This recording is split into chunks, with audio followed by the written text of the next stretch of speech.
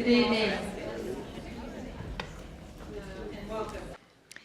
I'm Elizabeth Dickey. I'm the president of Bank Street College. It's great to see a full house and beyond this room joining us for this evening's panel. I'm especially happy to see some of our trustees here this evening. Lori Malloy, Victoria, Sarah, Yolanda, thank you, our chair-elect, Lynn, and Matt. Thank you for joining us. So this is the 9th evening in a series defined by the passions of our previous president several years back, Jack Niemeyer. And our evenings focus on issues in educational policy. The series is named for Jack, who is well described in your program, so if you have a desire to learn more, you'll read about him. He left many legacies to Bank Street, including a very generous gift that continues to underwrite these events. And so how fitting it is that tonight's focus is on equity and quality in UPK. Jack was one of the fathers of Head Start and a relentless advocate for high-quality educational programs for all kids in every community across the country. And it is also wonderful and fitting that at tonight's panel we have in the audience his daughter, Nancy. Very good to see you again. Thank you. Her husband, Alvin. Thank you as well. And their daughter, Kayla, who has a child in the School for Children. For those of you who may not know Bank Street well, I'll quickly say we do 3 things. We have a demonstration school with close to 500 kids. They're not quite 0, but they're like within several months up through 8th grade. We have a graduate school of education which prepares the best teachers and teacher leaders in the world. And increasingly, we are re-energized on the policy and research front. So those are the 3 things that we focus on. Acknowledging as well as I must for a moment, Gussie Kapner, my predecessor as Bank Street's president. Thank you, Gussie. She is here, and she was really the architect of the Niemeyer series. So we can give her a hand as we go through the evening of thinking about the good work of the institution. Jack Niemeyer was deeply aware of the interconnection between educational policy and life in the classroom. Good news as well as bad news. He also had an idealist notion of the connection between sound educational policy and practice and the future of our democracy, and I share that passion with him. I think we all worry that the policy debates about public education somehow suggest there's just one, if we could just find that one simple solution and make it work quickly, we would solve all the problems. I suspect those of you in this room and beyond know that's actually not true, that solutions are connected to solid preparation, hard work, ongoing support, creativity, and passion. And speaking of creativity and passion, I now will ask you to welcome Regina Roach, the innovative dean of our graduate school, who conceived and planned tonight's program. Virginia knows only too well the connection between educational policy and life in the classroom, and she will tell us what to expect over the evening. There's one main rule, which is you cannot seat yourselves in the stairways for purposes of safety. Here's Virginia.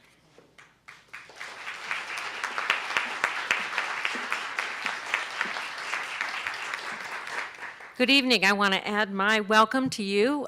For some of you, welcome back to Bank Street, and for some of you, welcome to Bank Street. One of the things I did want to mention is Bank Street is, as Elizabeth mentioned, a strong and long pillar in the world of early childhood education. We were founded in 1960 with the goal of learning about how to create quality teaching and learning environments for children. We opened our first nursery school in 1919, and we've been at it ever since. We have currently, we run a Head Start Center. Steve Antonelli is our Head Start director up here. We have a family center that serves children from 6 months to 4 years old, and Mary Ellen is right next to Steve, as well as the 4-year-old program in our School for Children. We also provide professional development both nationally and internationally in the world of early childhood education.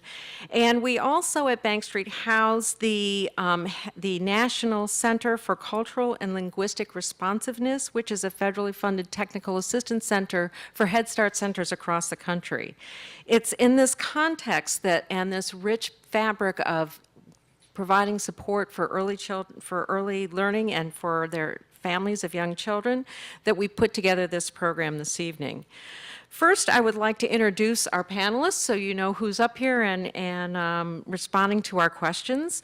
First, our moderator is Dr. Samuel Meisels, and he is the founding executive director of the Buffett Early Childhood Institute at the University of Nebraska, where he is also a professor of child, youth, and family studies at the University of Nebraska-Lincoln, but he also holds courtesy appointments in their other campuses in the areas of public health, public administration, and education. One of the things that we like at Bank Street is he is a former preschool teacher, a former kindergarten teacher, a former first grade teacher. But he's also held positions at Boston's Children's Hospital, Tufts University, the University of Michigan, and he's now a professor and research scientist emeritus with the University of Michigan. He also was the president of the Erickson Institute, which is one of the nation's leading graduate schools in child development, and he now is president emeritus of Erickson Institute, where he left Erickson to go and be the founding director of the Buffett Institute. He has over 200 publications, and he holds his doctorate from the Harvard Graduate School of Education and an honorary doctorate of humane letters from Roosevelt University. Richard Blurry serves as the Deputy Mayor of Strategic Policy Initiatives in the de Blasio administration. This is a new position that Mayor de Blasio has created, and the deputy mayor is charged, among other things, with creating the Children's Cabinet to work across city agencies. So if you're in another agency in the city, Mr. Burry is the person to talk to. In addition to being the former president of the Children's Aid Society in New York, he worked as a staff attorney at the Brennan Center for Justice and a 5th grade teacher at an orphanage in Zimbabwe. Again, big street creds for Bank Street. He has founded at least 3 community-based organizations in support of children and their families, starting with the Mission Hill Summer Program that he co-founded while he was still an undergraduate student at Harvard. He's received several awards for his work on behalf of children and families, including the Michael Clark Rockefeller Scholarship. There's a pattern here. Ebony Magazine's 30 Leaders of the Future Under 30, Crane's New York Business 40 Leaders for the Future Under 40. So we're waiting for the 50 Leaders Award. He's also won the Mary McLeod Bethune Recognition Award from the National Council of Negro Women and the Extraordinary Black Man Award for Humanitarianism from the United Negro College Fund. Next to him, on the end, is Regina Gallagher, who is a Bank Street graduate with a Master's of Science in both early childhood and childhood general education. She's been an early childhood educator at both the Ella Baker School and at Goddard Riverside's Head Start program, and she's recently become the assistant director of Goddard Riverside's early childhood programs. Regina is a proponent of progressive education, has been awarded the 2011 Excellence in Teaching Award from the City University of New York, and most recently, the 92nd Street Y's 2013 Vivian Goosen Paley Award for Early Childhood Excellence. She's committed to keeping the joy of early childhood education alive by keeping play as the core of the curriculum, and I think we may hear more about that. And then, towards the other end is Josh Wallach, and he serves as the Chief Strategy Office at the New York City Department, the Chief Strategy Officer, that is, at the New York City Department of Education. Most recently, he served on the Mayor's Universal Pre-Kindergarten Implementation Working Group and held the position of Vice President of Early Childhood Programs at Children's Aid Society. There, he supervised award-winning early childhood programs across 12 sites in 4 neighborhoods citywide. Prior to joining the Children's Aid Society, Wallach was the Chief Operating Officer for the New York City Economic Development Corporation, and he also has served as a legislative director for then council member Bill de Blasio from 2002 to 2006. So now I'd like to talk just for a moment about the logistics of the evening, because it is 2014. If you have one of these, if you could turn it off or turn the ringer off, we would appreciate it. What we'll do is we will start with, first, Dr. Mizels will introduce the topic and frame the discussion for us a little bit, and then for an hour, he will ask our panelists a series of questions. Each panelist for each question will have about 3 to 5 minutes to respond to that question. And while they're there, I will be timing, and I will, after they've hit the 3-minute mark, start wildly waving this, after the 4-minute mark, and then after the 5-minute mark. So we'll try to keep everybody on track. And then at about 6:30, we will stop that portion of the presentation and open it up for questions and answers. Each of you in your program received a slip of paper, and if you have a particular question for one of our panelists or our moderator, please just write the question down. If you hold the question up, we have people that are on the side aisles who will come by and pick up your question. They'll bring them down here. I will shuffle through the questions very quickly just to make sure that we have a diversity of topics being covered, so that we're not asking a similar question over and over, so we can get a range of subjects out on the table. And then at 7 o'clock, we'll end the formal presentation, but then we will have a brief reception in the lobby, and people can feel free to continue the discussion out there. So with that, Sam.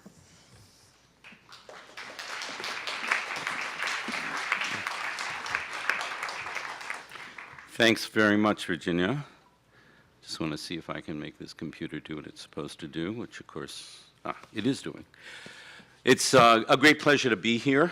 Bank Street has a very special place in my thinking about early childhood and in my life, and in the life, I think, of everyone in the field of early childhood. So it is truly a pleasure and an honor to be part of this.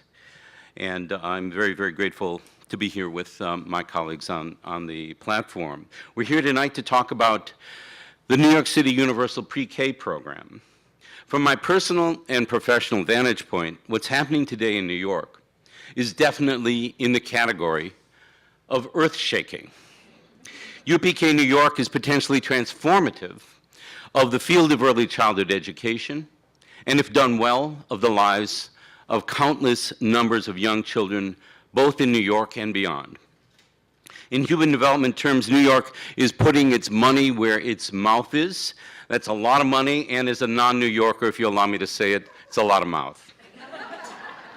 The reason I say this is that what New York is proposing to do can make an indelible statement that the early years of life are critically important and of the highest priority. The evidence is clear.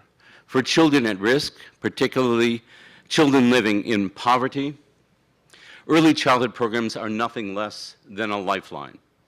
I believe that's why, on a non-political level, the mayor made the decision to support UPK.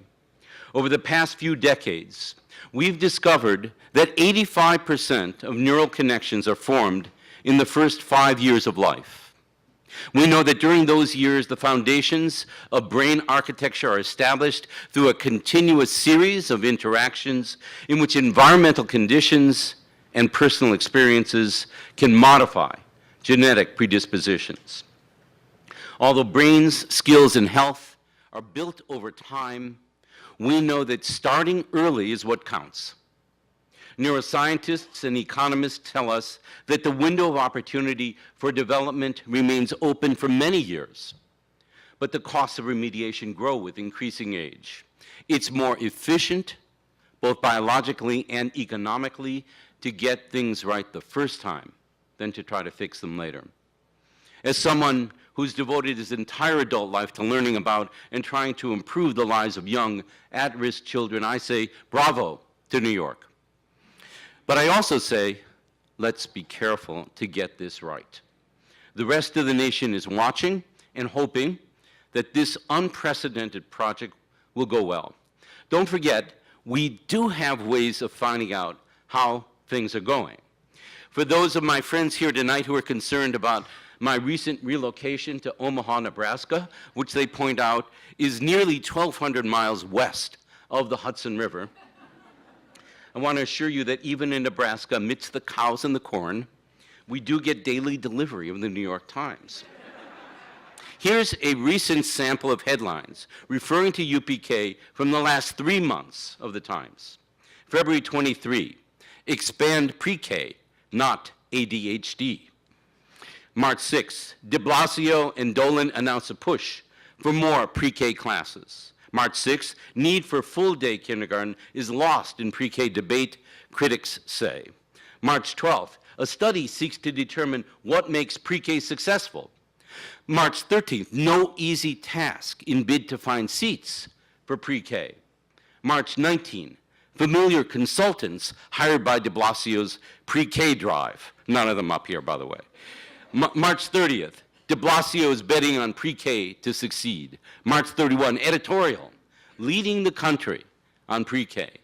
April 2, a victory and a knife in the side. And I do my research. And from the New York Daily News, which is not a regular on the Omaha newsstands, but sent to me by Sherry Cleary, April 6th, Mayor de Blasio's pre-K rollout brings concerns over uneven distribution of seats. April 14th, New York City will spend $16.9 million to raise salaries for pre-K teachers at community-based organizations. So what does all this mean? Does it tell us what's really going on? Is the mayor leading the country on pre-K, or is he taking a knife on the side, in the side? Will this program create more pre-K or more ADHD?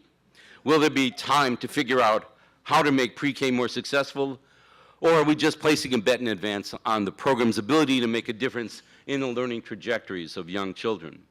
How will the city find seats for kids, deal with a huge outreach effort to parents, especially for English language learners and residents of public housing, and prepare and pay for high-quality teachers? These are among the challenges facing the city as it embarks on a commitment to preschool that is greater than any city in the country has ever attempted. These are among the questions we're going to address here tonight with this distinguished panel. But before turning to the panel, I want to make one more comment about the significance of all of this. If New York, and I know I shouldn't say if, I should say when, New York succeeds at universal pre-K, it will not only provide a remarkable start to school for the more than 40,000 children who are eligible to receive these services over the next 2 years and thereafter. It will demonstrate how to move the resources of the nation's schools from the oldest students to the youngest. Right now, our educational resources are upside down. Across the nation, average per pupil costs for high schoolers are greater than $10,000 per year. For preschoolers, on a national average, it's half that amount, $5,000. For 0 to 3-year-olds, average annual public funding is $300, which is 33 times lower than for high schoolers. And don't forget, it's with those little kids where all those neurons are developed. The New York pre-K model has the potential to move the needle, to begin to create meaningful resources upstream where the youngest children are. These are the children for whom intervention has the highest return on investment, and these are those who need this help the most. Tonight we'll talk about the promise and pitfalls that lie ahead. I'll present 3 or 4 questions, as Virginia said, to the panelists one at a time. They'll each have 5 minutes to make their responses. We may have some conversation about that as we go, and they certainly are welcome to discuss with one another their agreements and disagreements. Following this portion of the program, which will last about an hour, we'll have an opportunity to hear from you. And I'll begin with the first question, and we'll go to Josh with this. What are the major obstacles? What are the major obstacles to avoid, and which resources should the city be sure to take advantage of in order to make universal pre-K a success in New York? Well, first of all, I just want to thank Bank Street and all of you for joining us tonight, Bank Street for having us tonight, and thank you for moderating this panel discussion. It's really a pleasure to be here, and to be here with my fellow panelists as well. I think we really are at, as was referred to, a very exciting moment in New York City's history and in the history of our field. And it's great to be with you here tonight sharing that. I think that I would think about 3 major challenges just as a first way to start. I think one of them is ensuring that what's happening in the classroom is truly rich interactions that's based on an evidence-based curriculum that will ensure the development of the whole child. And we need to be very focused on what's happening in the classroom and ensuring that those rich interactions are occurring, and that play is a huge part of those rich interactions. I think one of our other challenges is to essentially align supply and demand and communicate that well with the families throughout New York City. So these are the logistical challenges that we face. Trying to build the system with enough seats to serve the number of children we aim to serve, and ensuring that families understand their options well and take advantage of the programs that we help to build up. And I would say third, I think it's the challenge of ensuring that we're really leveraging all of the intellectual capital that is in New York City that can help to make this program go well, and a lot of it's in this room. I think I would say, the good news about it is that New York City is building on a very rich and robust infrastructure to build out its universal pre-kindergarten programs. And this is a point I like to make. New York City today, even before this expansion begins, is serving 20,000 children in full-day universal pre-kindergarten. That is orders of magnitude larger than almost any other city's program. And so we have a great network of public schools and community-based organizations, or early childhood centers in community-based organizations that have resources and expertise to bring to bear as we attempt to scale up the system. But we are building on a very large and sophisticated base, I would say. And that includes one of the most important resources, which is well-trained and experienced early childhood educators, many of whom are in our system now, and some of whom are applying to be part of our system. We have just about 900 of them that are applying to be part of our year 1 expansion that will be new to the system, that are certified to teach birth through 2nd grade. And so we are drawing on an immense talent pool to ensure that what's happening in the classroom, which must be our focus, is of the very highest quality. And so while we are focused on expansion, and we know the numbers that we've told people with our big mouths that we're going to hit, we are singularly focused on making sure that each and every experience in the classroom is of the highest quality possible. That begins with great experienced teachers, which is why we put so much focus into recruiting and retaining them. Helping our assistant teachers develop through partnerships with City University and others. And I think that gives us great hope that we'll be able to meet those challenges. Well, first of all, thank you again. Thank you, and thank Bank Street for having us here. It is exciting to have this be the topic of an overflow room, but I guess Bank Street would be the place where that would be the case. And the great thing about even hearing that parade of stories from the Times is how remarkable is it that the Times is reporting almost every day about pre-kindergarten? right. And if nothing else, I would take that as a victory of this whole enterprise. I agree. That having early childhood education being a central part of the public debate in the paper of record is itself an extraordinary thing. And so there's little I would add to Josh. I recognize that I'm sitting here with the actual early childhood experts. And Josh and I do work closely together on this effort, which probably explains why I have little to add. But again, I would sort of think about the obstacles in three categories. I would think about quality, I would think about coordination, and I would think about, for lack of a better word, expectations. So the quality Josh has already talked about. Clearly for us, the importance here is not to simply have 50,000 children in seats in the fall, is to have 50,000 children in seats where they're going to receive a quality early childhood education.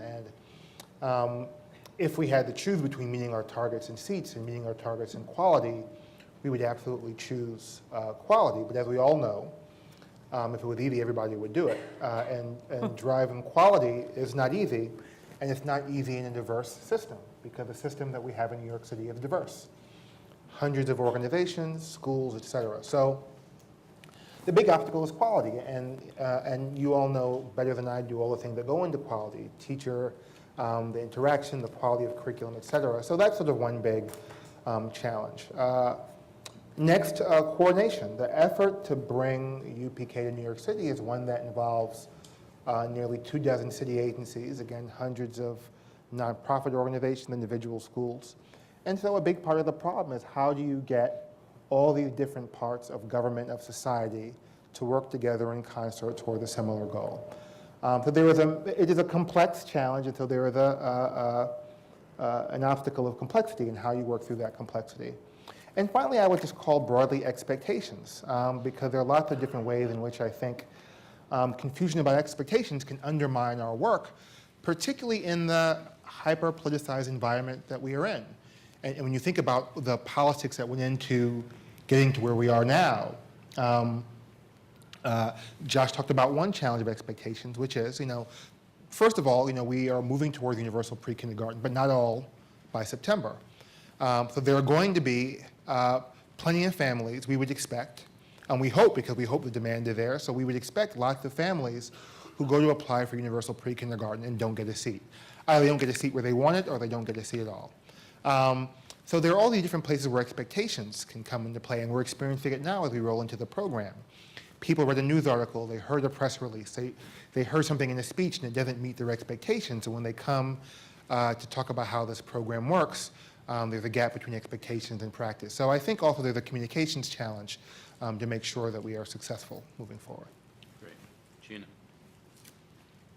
And I'm sorry, I promise I won't keep ignoring you holding the 5 up over and over again, but I apologize for that. Thank you for inviting me.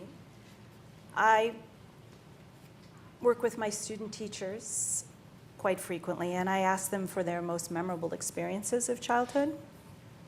And they are always experiences of play. They're digging worms in the mud, or they're having pretend picnics with teddy bears. I think that the greatest resource we have are the children themselves, and that universal pre-kindergarten is a huge opportunity for the children of New York City. And my hope for pre-quality universal pre-K is it will create classrooms that will allow children the time to play. I don't think the importance of play can be overstated. Play is the work of children, and it's their job. And it is dismissed far too frequently as incidental to the life of a classroom. Play is where original thought comes from. It gives children boundless opportunities to stretch their imaginations, to wonder and create, to problem solve, and to learn the great strength in being kind, and the great happiness when someone is kind to you in turn. High-quality classrooms need to be places where the majority of a child's day is spent in play. Classrooms that are well supplied with blocks and dramatic play materials, science investigations, large selections of picture books. Classrooms that have time for children to come to storytelling. where they can write down their ideas and they can be acted out. I believe that teachers should be there to extend children's play, but not to alter it. So I think that the greatest obstacle to high-quality programs comes from frightening and overwhelming our teachers, rather than supporting teacher autonomy. And we are frightening our teachers. The Department of Ed may want progressive play-based classrooms, but there seems to be a disconnect between the theory and the practice. Because when we state that children are kindergarten ready, and then rather than supporting our teachers, we overwhelm them with requirements that take away from reading with children and dancing and singing and playing with children, play will be lost. Teachers and administrators that don't get enough professional development to really understand how children are getting ready for kindergarten by singing and dancing and playing. And I'm afraid that's when the workbooks will come out. There need to be experienced mentors that can help new teachers see that much of what is in the Common Core, what the Common Core is asking for, is already embedded in a play-based curriculum, and it doesn't need to be drilled. Thank you. I've been very lucky at Goddard Riverside to have an administration that supported a play-based curriculum. And I'm here to tell you that a joyful learning community can be created in a play-based curriculum if we trust our teachers. Thank you. Thank you. So Josh has talked about the large and sophisticated infrastructure and base of talent that exists here in New York. And Rich has talked about the need for focus on quality and coordination and on more or less reasonable expectations, although there are lots of expectations around. And Regina has talked to us about what all of that might do if it reaches the place where you'd like it to reach, a play-based curriculum, an environment in which teachers are not overwhelmed, but are allowed to, in fact, sing and dance and play. So I want us to think about other experiences that we've had, you've had in New York. There have been other large-scale implementations for children and families over the years. Daycare, it's the only time I ever used the word daycare, but it was daycare and Head Start during the Lindsay years, state pre-K in the 90s, other public health initiatives over these many years in many different administrations. Some of these initiatives have had mixed results, and some of them have been terrific. So the question is, what can we learn from these experiences to help us prepare for the large-scale implementation that we're about to go into and that we want to do while we're maintaining quality? And why don't we start from the other side? So I'll ask Regina to begin. Okay. Well, I think this is the hardest problem of all, because it's about equity. How do you keep high-quality teachers in daycare and Head Start when their salaries fall so far below public schools? And I applaud the mayor's office, whoops, that's me, thank you, for the announcement of the increase in salaries for UPK teachers in public daycares. But in terms of equity, it is just the beginning of a shift that needs to happen in order to create parity for teachers in community-based organizations. We truly are a tale of two cities. Right now, we have a two-tiered system with teachers in CBOs with the same credentials as DOE teachers working throughout the year with 4 weeks vacation.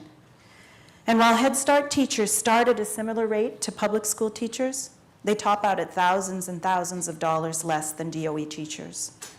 The same is true for certified teachers in daycare programs. And now this system will also create a third tier of inequity in CBOs because certified teachers in 2- and 3-year-old programs won't be getting the salary increases. So how will we keep good teachers? There needs to be a level of parity created, perhaps by having all of our early childhood public teachers under the same union, the same umbrella. Because right now, directors are continually training young teachers on training teacher paths, only to lose them to public schools as they become certified. Parity is necessary if we're not going to continue a two-tiered system for the children. with children in public daycares and Head Start programs always losing their most qualified teachers to other schools. Shouldn't our most vulnerable children have the support of our most qualified teachers? Thank you. Rich? So I think, just listening to Regina talk, I mean, it reinforces again the complexity of this challenge, right? And so one thing that I worry in an initiative like this is that, so we are taking incremental steps. They are substantial and transformative steps, but they are ultimately incremental steps.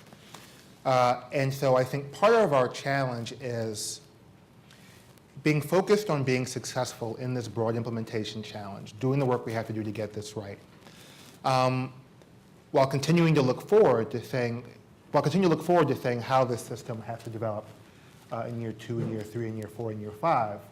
But having a balance that doesn't allow that doesn't allow what we have not accomplished yet to undermine our enthusiasm and our excitement about what has to happen now. Because I do think one of the implementation challenges risks is that by focusing on what we haven't built yet, we lose the enthusiasm of all the different people and institutions like God at Riverside that have to be a part of this for this to be successful.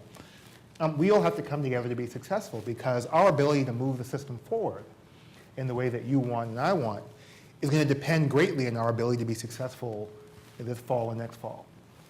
So I think ultimately the way to solve those problems is to be successful now, even understanding that what we're building now is not the perfect system, but it is a massive step forward in terms of where we are. So I would start from there. What I would say, I think one of the things that's exciting about where we are now in the city is that, first of all, as Josh said, we're not starting from scratch. We're building this complicated work on a system that already exists, that already engages tens of thousands of kids, that already involves hundreds of community-based organizations. But one of the good things about the mayor being so clear that universal pre-kindergarten is the signal and signature priority of this administration, is it allows us to get the machinery of government moving forward in an aligned way. So one of my jobs is to organize a working group which comprises of some 20 different city agencies, everything from the fire department to the Department of Buildings, to the Department of Education, to the Administration of Children's Services. Every part of city government that has something to do with this, whether it's signing off on a permit to hiring a teacher. And organizing that group in a consistent, coordinated fashion toward this end. That's no guarantee of success, but what I can tell you that at very least, the entire government of the city is moving together in the same direction with a very clear set of priorities. And, I'm just struck by the notion that the only way to achieve bold outcomes is to set bold goals. It goes back to the question of expectations. It's not going to be perfect. There are going to be problems, things are not going to work. There will be a terrible story in some newspaper, and probably more than one, about something that didn't go right. I think part of our job is to not allow us to be distracted by the core victory of securing the resources, the core victory that we're going to achieve something spectacular, even if it's not a perfect victory.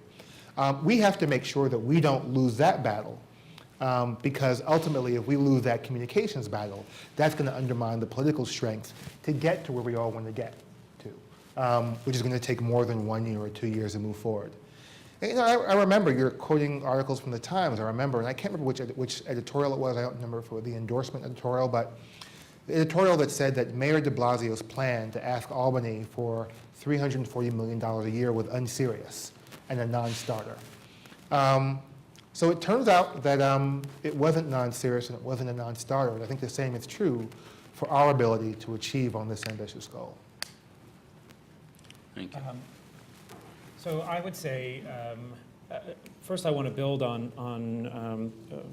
what the deputy mayor sort of explained, which is that I think one of the lessons that city government has taken in and done better and better with over time is this coordination effort. And I think just to build on what we described here, the deputy mayor has literally pulled these agencies together, and we are working together on a daily basis to solve some of the problems that have been written about and talked about. And so we have good reason to be optimistic that we can face these challenges because we are really pulled together behind this singular vision.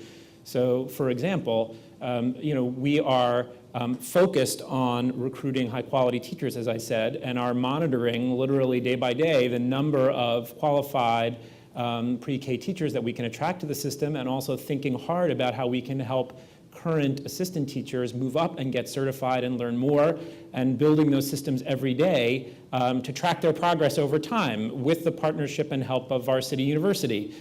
We are looking every day at the number of spaces that our community-based organization partners can bring online, and are looking at how that maps against the need, and pushing into the neighborhoods where we see a perceived gap, and looking at that in real time, working with all of the agencies that need to help us identify those sites and get them permitted in time.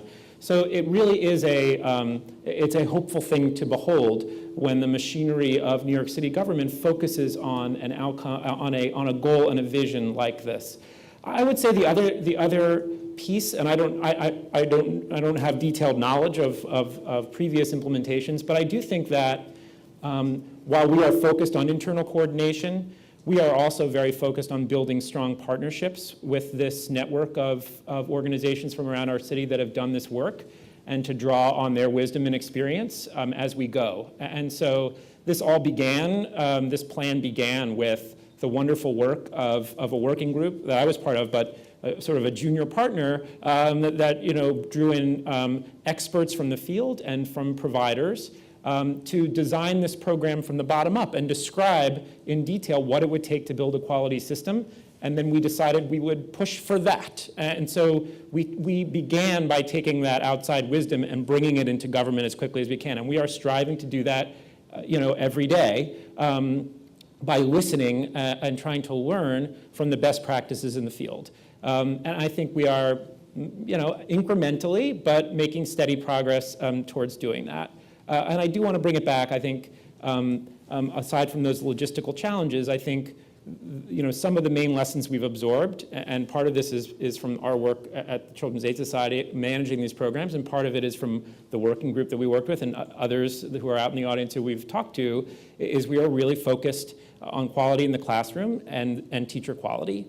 And I continue to mention it because it is such a focus for us. And it's why we made the move we made to bringing the salaries of teachers in these community-based early childhood centers closer in line with the public school system, because we want to build one unified, high-quality universal pre-kindergarten program where a parent can walk into any of these sites across the city, whether they're in a public school or a community-based organization, and know that they will get a top-quality program that has those rich interactions in the classroom and will help their child have a wonderful fourth year.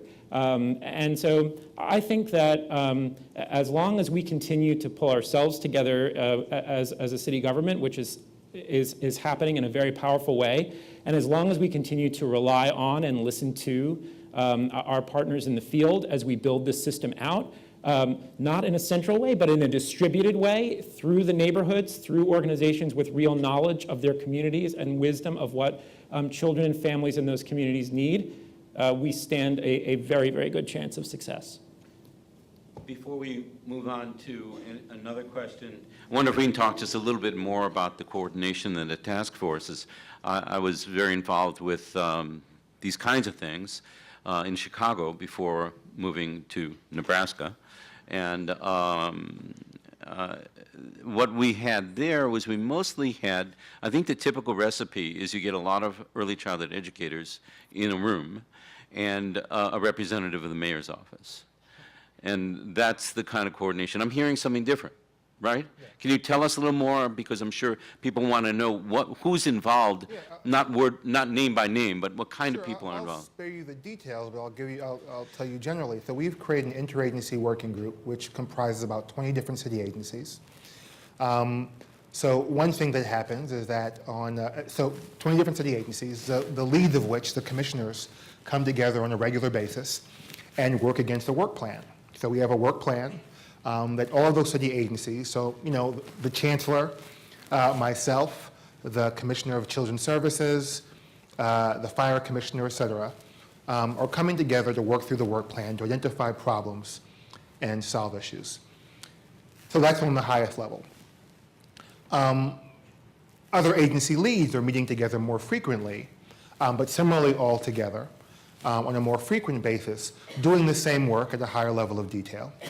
And beyond that, there are 5 working groups, 5 work streams we call them, which are tackling different parts of this challenge. So monitoring and evaluation is one work stream. Site identification is another work stream. Permitting is another work stream. Who are working together in really mechanical ways, like here is a list of Bronx sites that have to come online. Here's where they are in the permitting process. Fire department, where are you in your Department of Buildings? Where are you? What do these people need? Can we move these folks ahead of the line? So there is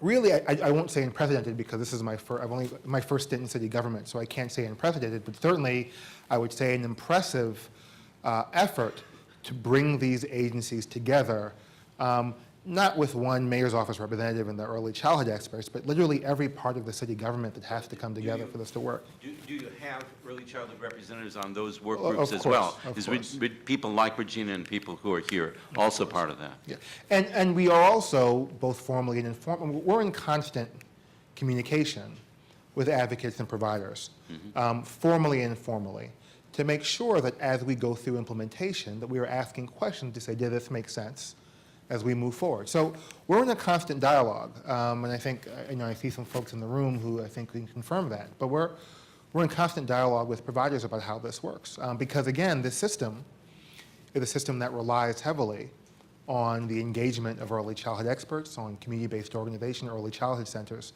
This doesn't work without that part of our city participating fully and comprehensively in the work. All right, so let's turn now to something that all 3 of you have mentioned, and Regina very strongly talked about, and that's who's going to be in the classrooms.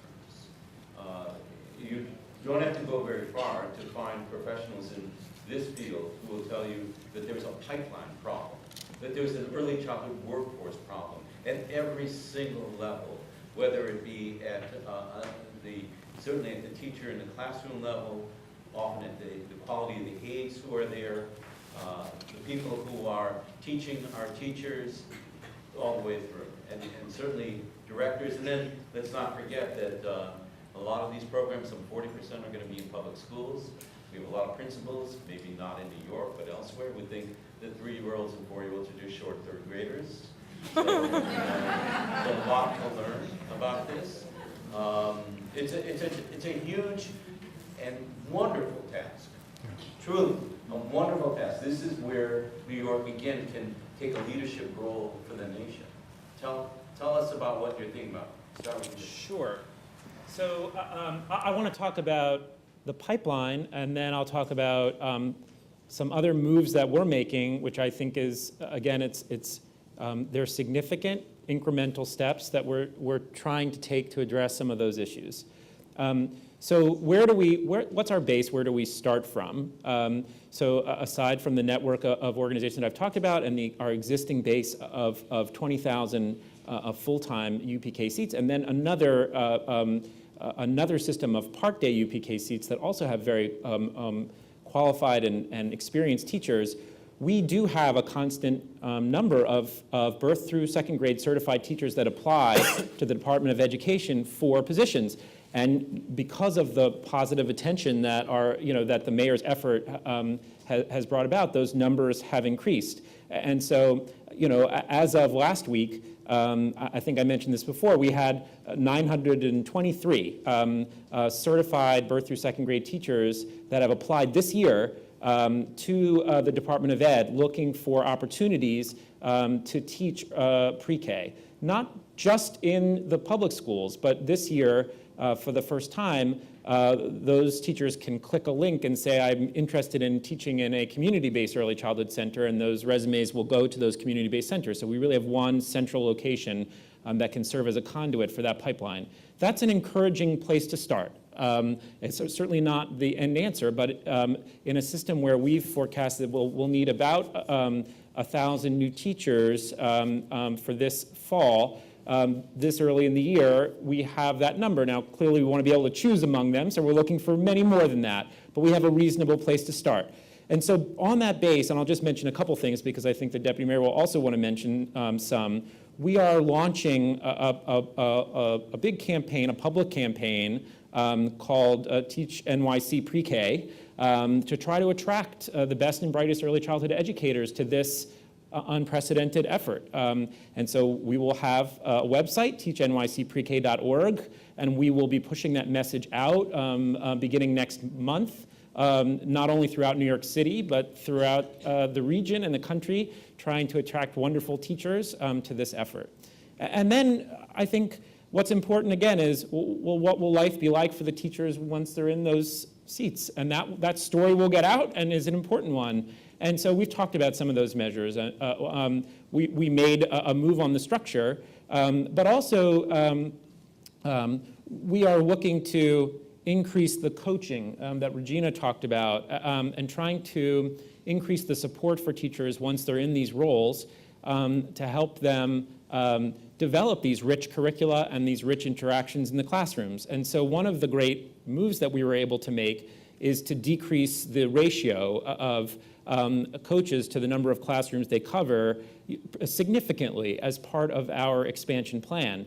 And that builds on top of what are in community-based early childhood centers, education directors who often play a very similar role to that in their system, in that system. And so, again, we are trying to increase the support and increase the level of guidance for teachers in these roles to allow them to develop these rich classroom experiences.